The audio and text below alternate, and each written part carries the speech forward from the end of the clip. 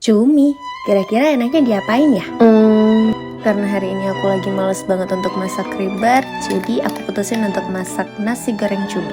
Oke, step pertama kita siapkan dulu telur orak-ariknya, masukin bumbunya. Ini aku pakai bawang putih, bawang merah, dan cabai besar, cabai rawit juga ya. Kemudian masukkan bawang bombay, cumi, kita aduk-aduk hingga merata.